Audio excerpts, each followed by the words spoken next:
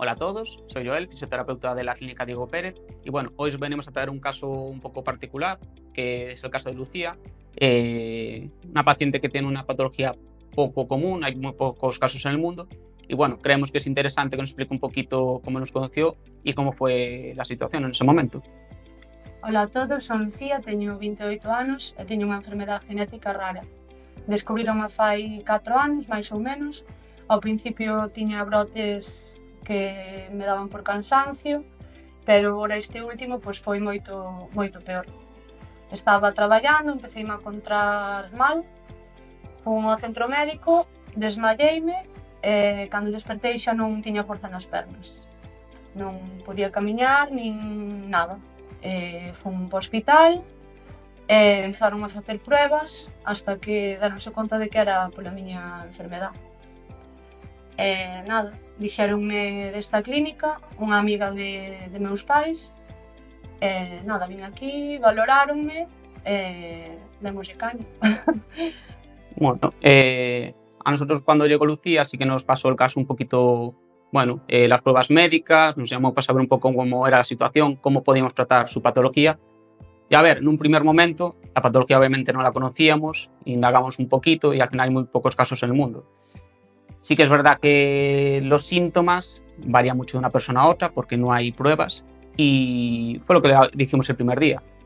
Íbamos a valorar la situación un poco, en qué situación llegaba, cómo estaba y en base a eso decidíamos el tratamiento y por dónde tiraríamos y hasta qué punto podíamos ayudarla. Si, é que os síntomas, eu de principio estaba cansada, pero nada que non curara estar un poquinho no sofá. Pero deste último, pois foi quedar sin forza ningunha. Os síntomas son completamente que non se sabe moi ben como van ser. De feito, o meu irmán, que ten a mesma enfermedade genética, só hai 5 casos no mundo, somos nós os dous. Dous casos somos nós, irmáns. A ele afecta ao fígado, a min aos músculos, ele nunca tuvo síntomas, nunca estuvo cansado, nin nada. Detectaron yo a través dunha analítica, que lle saliron as transaminasas altas, e non sabían por qué. Eso foi con 18 anos, agora ten 25. Derivárono a medicina interna, fixeronlle un estudio genético e aí saliu que tiña a enfermedade.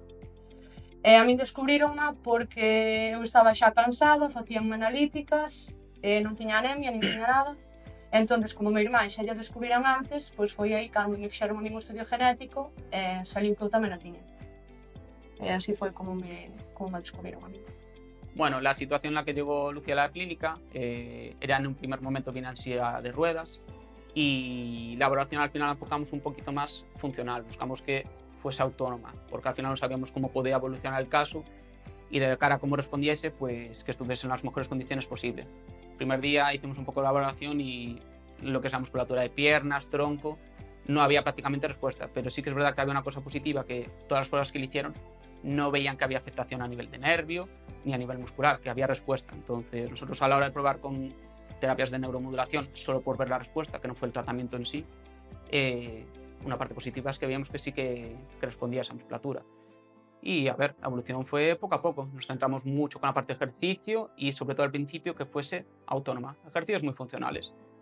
Al principio sí que es verdad que sufrí un poco más yo, tenía que cargar con todo el peso, pero bueno, poco a poco sí que fue respondiendo a la musculatura, fue ganando fuerza y a día de hoy pues bueno, hacemos un trabajo de hipertrofia puro y duro, un trabajo de fuerza muscular y por ahí seguimos.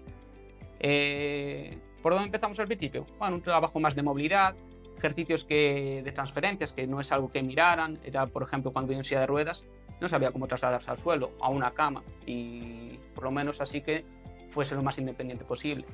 Y luego cuando empezamos un poquito ya que si andador, que si muletas, pues bueno, volver a reaprender a cómo andar. Sí. Y luego fue la evolución ya bastante rápida. Empezamos de una situación que no creíamos que fuese a avanzar tan rápido, pero bueno, trabajo de esfuerzo, pues... Primero cas cintas elásticas.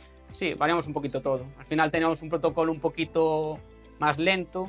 De hecho, ella llevaba muchos ejercicios para hacer a casa porque contábamos que iba a ser pues, fases mucho más lentas, pero en la medida que fue evolucionando, como vimos que iba bastante bien y rápido, pues muchos de ellos al final tuvimos que saltarlos porque se nos quedaban cortos. Ahora mismo encontrome ben, pero bueno, para chegar aquí pois pasei no bastante mal, tanto eu como a miña familia. Bueno, todo empezou o 21 de xaneiro, que foi cando ingresei, estuve en 8 días no hospital. Os primeiros días estuve tirada nunha cama porque non podía moverme. Para levarme ao baño tampouco tiña moita axuda, hasta que meu pai decidiu, bueno, pedir unha silla de rodas, tan siquiera poder ir ao baño eu e sacarme para ver a luz do día, porque senón estaba nunha cama as 24 horas. Nada, fixeronme pruebas, un miércoles decidiron darme alta. Eu pedi unha silla de rodas para ir para a casa, pero tampouco non sabía deles darma, entón tuve que pedila. E nada, fun para a casa, estuve un mes e pico en silla de rodas, dependendo 100% de unha persona que me axudara, neste caso meus pais, para ducharme, para todo.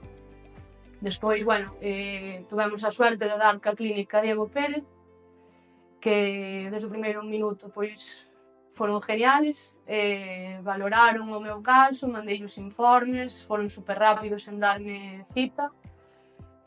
Nada, desde o primeiro momento, pois eso, dixéronme que ibase facer o que se poidera, que era unha boa noticia que os nervios non estiveran dañados.